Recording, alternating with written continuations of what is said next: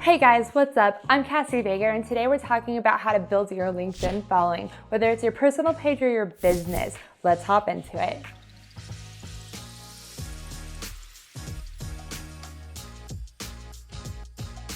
I really love LinkedIn right now. It's like Gary Vee says, LinkedIn's great, you gotta be on LinkedIn. Like, I'm not even joking. Like, when I hear him say that, I'm just thinking big business, but it's not true. It's for startups, it's for individuals, everybody. If you're comparing the LinkedIn algorithm to that of both Instagram and Facebook, this is the friendlier way to go. You're gonna get more impressions organically. Everything just seems to be a little bit better right now, especially if you're a business page. For instance, for me on Instagram right now as a business, I went from 400 likes per post to about 40. Oh my God, it's just awful. I don't even want to be there anymore. But on the bright side, on LinkedIn, I was gaining about 300 new followers per month for my last company organically. Everything I was doing was easy enough for any other company to copy our strategy. It wasn't anything difficult. In fact, it was insanely easy, and we were blowing the competition out of the water. It was insane. Just imagine spending $0 and gaining 300 new followers a month, having hundreds of click-throughs, this big new audience that just absolutely loves what you're doing. So let's hop into it. Number one, my first piece of advice for anything you're doing marketing-wise is go read Content Inc. I don't care whether you're a CMO at some big Fortune 500 company or you're just a mom and pop shop or somebody just trying to get their startup off the ground, go read this. I think our perception of marketing for most people who haven't studied it or haven't done a lot of it is that you're pushing out ads to the world and you're telling them what your product is and what the price is or what your sale is or whatever. And I see a ton of that on LinkedIn and it almost makes me cringe. I've made the mistake. I worked for a software company that had a $50,000 marketing budget. Everything I was doing was dictated by a larger company telling me what to post, and I was generally listening, and it wasn't necessarily of value, and it didn't help because my competitors were posting the same stuff because we were getting the same source of. Anyway, when I moved to the startup, I was struggling. I couldn't figure out how to go from a $0 budget to making this massive following that we wanted. And I read the book Content Inc. What Content Inc. really focuses on is creating content of value. It's not content for content's sake. It's not posting on Instagram for Instagram's sake or LinkedIn for LinkedIn's sake. Instead, it's giving your potential audience and prospects or current client value, free value, and consistently. Now, what's free value and what is value and what is content? Content to me is a marketing piece, a video, a picture, a magazine. It could be in so many different forms, but whatever it is, it's helping the end user, the targeted audience. So say you're an acne doctor and you're putting out a publication or videos, you don't just want to show the results of, oh, this person's skin was really bad and now it's really good. Like, that does have some validity, but maybe put 10 best tips in there, 10 best tips for your skincare routine. That kind of information that helps others in their daily life. Now, on the business side, you can still absolutely do this. What we were doing is we were a small startup software company and we were putting how-to videos out constantly in formats of 2 minutes long, 10 minutes long, an hour long. All of these videos were supposed to help the end user do their job better. And we were never really asking for anything, and I think this is why we were so successful, and it's exactly what the Content Inc. model says, is you're not asking your audience right now as you're trying to grow it for anything. Instead, you're just trying to build your rapport with them. You're continuing to build that audience and not ask, not be like, buy this, buy this, buy this. Instead, it's like, we can help you here. Here's new info, here's new info, here's new info, and they're gonna like you a lot more. Step number 2, I made video content and a lot of it. 80% of all internet consumption is video. Why?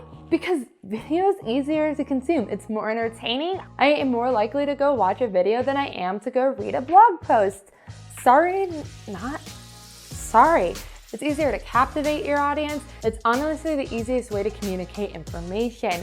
So if you haven't jumped on the video bandwagon, don't worry, don't fret. You can do it from anything like your iPhone to your webcam on your computer, snag it. I'm gonna put out another video showing you how I do all kinds of different video from very low end budget to very high end as well. My next two tips, I'm kind of gonna pair them together. The first one is I stopped putting out content that didn't perform.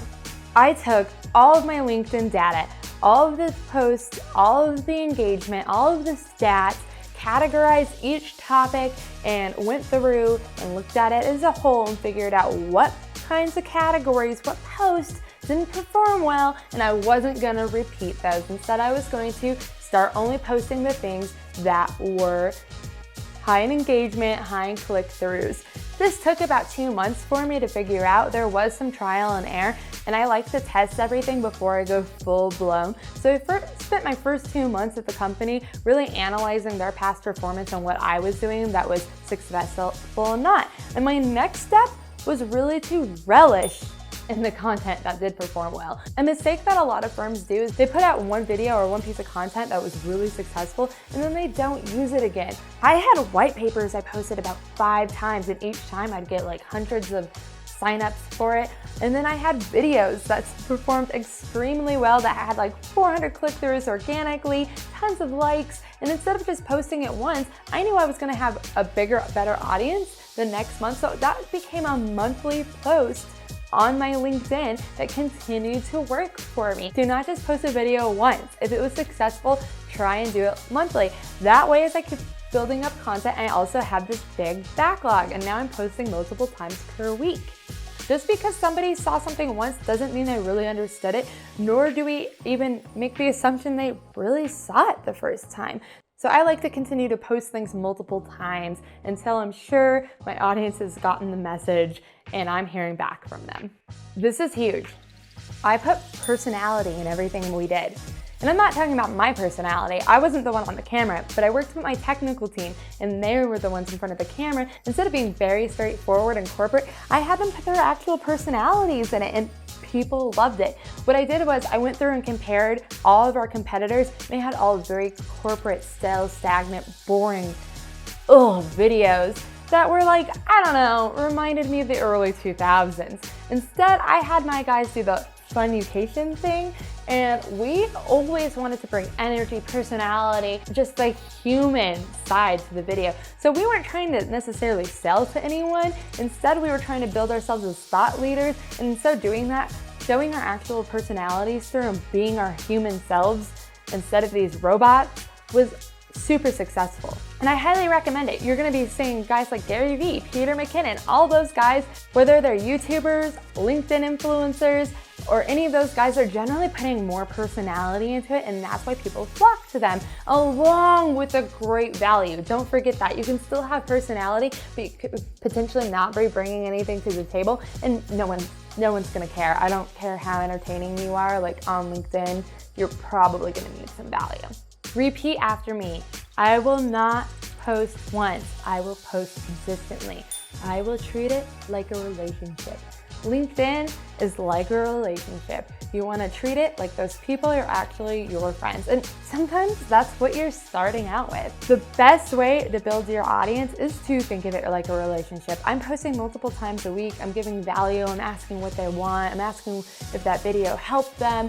I'm commenting back to them, replying. I'm liking their stuff as well. And 95% of the time, they're going to add you as a connection on LinkedIn. That's great. That's absolutely what you want out of your LinkedIn page.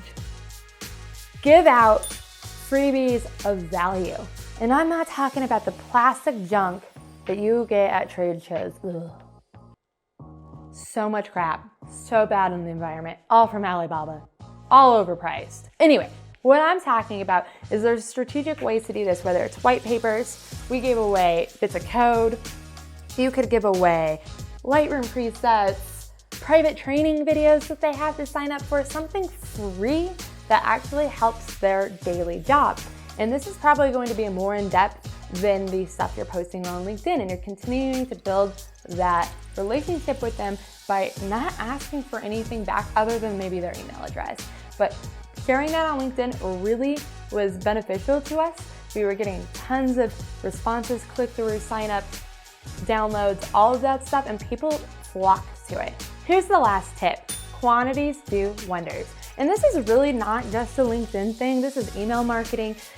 Anything really you're doing that you want people to click on, having a title that states quantities is really beneficial for you. You could say something like 10 yoga tips in the office or 5 hours of free training. That one did amazing. The higher the number, generally the better the response. So that's it for the video. Let me know what you think. Let me know how it goes for you on LinkedIn. I will be showing you how to create some compelling video in the future. Thanks for watching, guys. I'll be putting out more marketing related videos later this week. Hit the subscribe button, hit the alert button, whatever, do your thing, or just hit like. Thanks for watching. Bye.